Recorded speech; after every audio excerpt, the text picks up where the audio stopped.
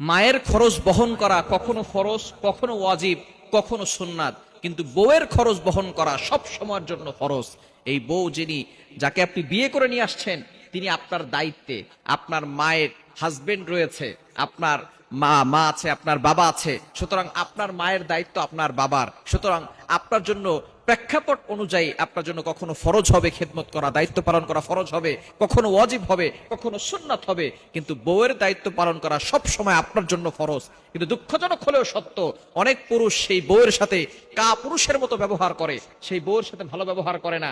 মায়ের কথায় বউকে সকালবেলা 3বার তালাক দেয়, বিকালবেলা 3বার তালাক দেয়, আবার সেই বউর সাথে রাত কাটায়। সুতরাং এই জন্যই বর্তমান বিভিন্ন সংসারগুলোতে হারাম সন্তান পয়দা হচ্ছে। এজন্য আমাদেরকে সতর্ক থাকতে হবে। মায়ের কথায় বউয়ের উপরে রাগারাগি করা, আবার বউয়ের কথায় মাকে গিয়ে গালাগালি করা, এটা কোনো পুরুষের পরিচয় হতে পারে না। বউকেও ভালোবাসতে হবে, মাকেও ভালোবাসতে হবে। মা হচ্ছে শ্রদ্ধার জায়গা, বউ হচ্ছে ভালোবাসার জায়গা। এই দুইটি বিষয় খেয়াল রেখে সামনে অগ্রসর হতে হবে।